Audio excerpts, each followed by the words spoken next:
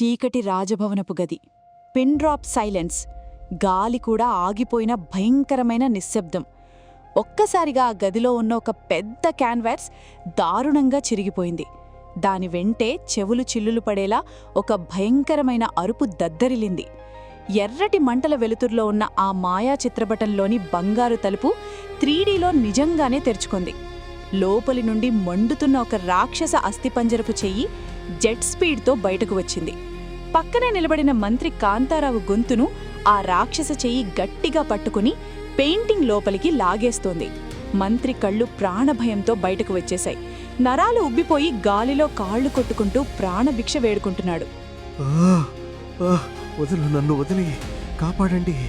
కళ్ల ముందున్నది బొమ్మ కాదురా బాబు, ప్రాణాలు తీసే భూతం. బొమ్మలోంచి భూతం రావడమేంటి? ఆ రాక్షస చెయ్యి ఎవరిది? అసలు ఈ డెప్త్ మిస్టరీ వెనక ఉన్న సీక్రెట్ ఏంటో తెలిస్తే మీ మైండ్ ఫ్రీజ్ అవ్వడం పక్కా. రండి కథ చూద్దాం. కథ గతంలోకి వెనక్కి వెళ్తుంది. అర్ధరాత్రి, దట్టమైన అడవి, వణుకు పుట్టించే కుండపోత వర్షం పడుతోంది. దూరాన కుక్కల ఏడుపు ఆ చీకటి వాతావరణాన్ని మరింత భయానకంగా మారుస్తుంది. కండలు తిరిగిన విక్రమాదిత్యుడు ఎప్పటిలాగే కుడి చేతిలో మెరుస్తున్న కత్తి పట్టుకుని వీపుమీద బేతాళుణ్ణి మోసుకుంటూ బురదలో భారంగా అడుగులు వేస్తున్నాడు.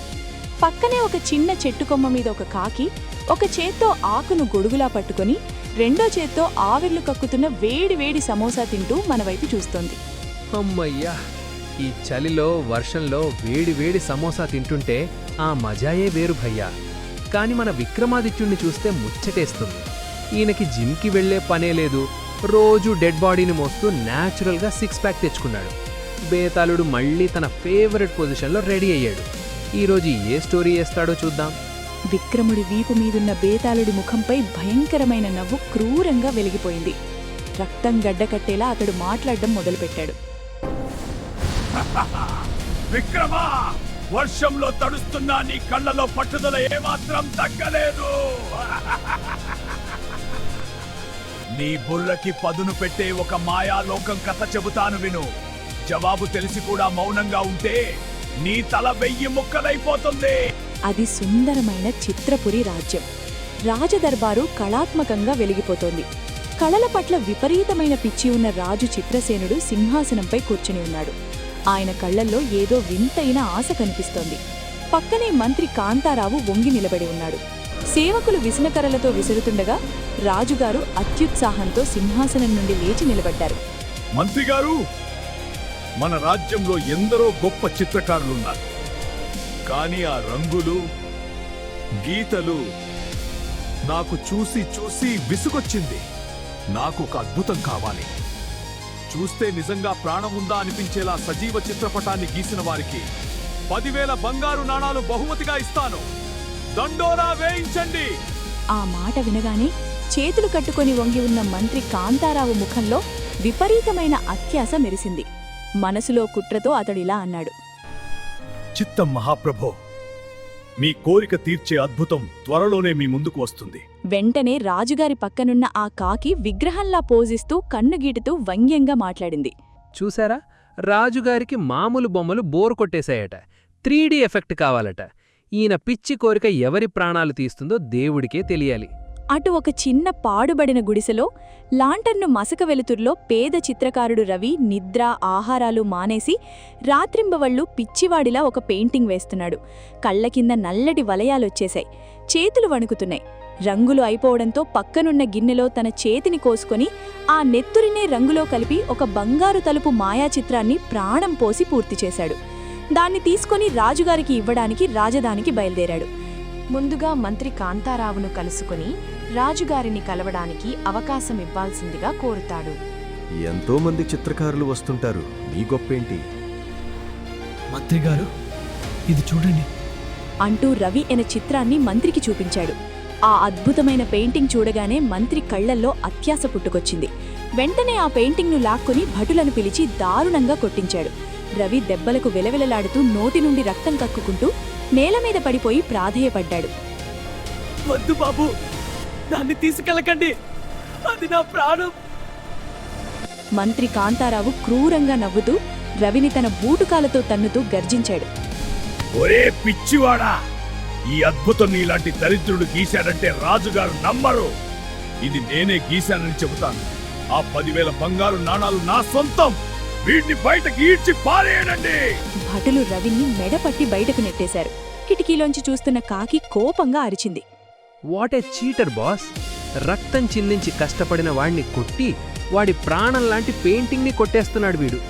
ఇంత దుర్మార్గుణ్ణి ఏం చేసినా పాపం లేదు. మరుసటి రోజు దర్బార్లో విపరీతమైన ఉత్కంఠ నెలకొంది. మంత్రి కాంతారావు గర్వంగా నడుచుకుంటూ వెళ్లి ఆ పెయింటింగ్ పై ఉన్న ఎర్రటి వస్త్రాన్ని తొలగించాడు. సభ మొత్తం ఒక్కసారిగా ఆశ్చర్యంతో నోరెళ్లబెట్టింది. ఆ పెయింటింగ్లోని బంగారు తలుపు నుండి నిజమైన మాయాకాంతి సభ మొత్తం పడుతోంది. అకస్మాత్తుగా మహాప్రభు అన్న పెద్ద అరుపు వినిపించింది.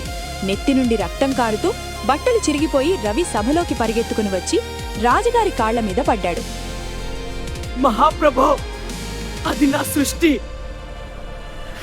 దాన్ని నా నెత్తుటితో, నా ప్రాణంతో గీశాను. ఈ మంత్రి గారు నా వద్ద నుండి దాన్ని దొంగిలించారు. పైగా ఆ చిత్రంలో ఒక పెద్ద లోపం ఉంది. తలుపు గీశాను కానీ దాన్ని బంధించే మంత్రం గీయలేదు. దాన్ని తెరవకండి, అది మృత్యుద్వారం. అది వినగానే మంత్రి కంగారు పడుతూ కోపంగా అరిచాడు. మహారాజా, వీడెవడో పిచ్చివాడు. నా పేరు ప్రతిష్టలు చూసి ఓర్వలేక నా మీద అబద్ధాలు ఆడుతున్నాడు. వీడి మాటలు వినకండి. వీడిని బంధించి జైల్లో పడేయండి. చిత్రసేనుడు కనుభ్రమలు ముడేసి కోపంగా ఆజ్ఞాపించాడు. మా మంత్రి గారి మీద అబంధాలు వేస్తావా? ఇతని రూపురేఖలు చూస్తే పిచ్చివాడిలా ఉన్నాడు. వీడిని బంధించండి. రాజుగారి ఆజ్ఞతో భటులు రవిని గొలుసులతో బంధించారు. ఆ దృశ్యాన్ని చూసిన కాకి నిరాశగా తలపట్టుకుంది. అయ్యో పాపం, నిజం చెప్తే పిచ్చివాడిని చేసేశారు. ఆ బొమ్మలో ఏదో ప్రమాదం ఉంది అని చెప్తున్నా ఎవరు వినట్లేదు. వినాశకాలే విపరీత బుద్ధి అంటారు కదా, ఇదేనేమో. సభలో వాతావరణం ఒక్కసారిగా చల్లబడిపోయింది. రాజుగారి ముఖంలో విపరీతమైన క్యూరియాసిటీ. రవి గొలుసులతో కట్టబడి ఏడుస్తూనే ఉన్నాడు. రాజుగారు అత్యుత్సాహంతో మంత్రిని ఆదేశించారు. మంత్రి గారు, ఆ పెయింటింగ్లోని బంగారు తలుపు నాకు తెరవాలని ఉంది. మీరే తెరిచి చూపించండి. వెంటనే మంత్రి కాంతారావు భయపడుతూనే ముందుకు వెళ్లి క్యాన్వాస్ పై ఉన్న ఆ 3D తలుపు పిడిని పట్టుకుని లాగాడు.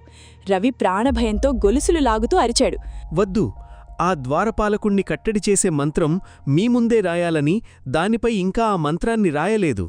ఈలోగా ఆ మంత్రి ఆ బొమ్మను లాగేసుకున్నాడు మహారాజా. ఇప్పుడు ఆ భూతాన్ని ఎవ్వరూ ఆపలేరు. కాని అప్పటికే ఆలస్యమైపోయింది. తలుపు లోపల నుండి ఒక భయంకరమైన మంటల అస్థిపంజరకు చెయ్యి జెట్ స్పీడ్తో బయటకు వచ్చి కాంతారావు మెడ పట్టుకుంది.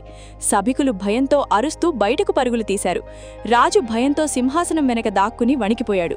కాంతారావు ఉక్కిరిబిక్కిరవుతూ కళ్ళు తేలేశాడు. రక్షించండి, వదిలే. ఘోరంగా అరుస్తూ మంత్రి గాలిలా మారిపోయి పెయింటింగ్ లోపలికి పూర్తిగా లాగబడ్డాడు. ఆ పెయింటింగ్ వాడిని ముంగేసి దానంతటదే మండిపోయింది. పైకప్పుకి వేలాడుతున్న కాకి ప్రాణభయంతో అరిచింది. స్వాహా, కాంతారావు గారి చాప్టర్ క్లోజ్. పెయింటింగ్ వాడిని మింగేసి దానంతట అదే మండిపోతోంది. అందుకే అత్యాశకు పోవద్దంటారు పెద్దలు. అంతలో ఆకాశంలో భారీ మెరుపు. కథ ముగిసింది. సీన్ మళ్లీ వర్షం పడుతున్న చీకటి అడవికి షిఫ్ట్ అయింది. గాలి హోరు భయంకరంగా ఉంది. విక్రమాదిత్యుడు నడక ఆపాడు. బేతాళుడతని వీపు మీద నుండి గాలిలోకి లేచి ఎర్రగా వెలుగుతున్న కళ్లతో విక్రముడి కళ్లల్లోకి సూటిగా చూస్తూ మెడ నరాలు బిగించి అడిగాడు. చూశావా రాజా, ఎంతటి ఘోరం జరిగిందో? ఇప్పుడు చెప్పు, మంత్రి కాంతారావు దారుణ మరణానికి కారణం ఎవరు? అసాధ్యమైన సజీవ చిత్రాన్ని కావాలని పిచ్చి పట్టినట్లు అడిగిన రాజు చిత్రసేనుడా, లేక ప్రాణాలు తీసే ప్రమాదకరమైన మాయా చిత్రాన్ని గీసిన చిత్రకారుడు రవా, లేక కాంతారావు స్వయం కృతాపరాధమా? తెలిసి కూడా జవాబు చెప్పకపోతే నీ తల 1000 ముక్కలై పేలిపోతుంది.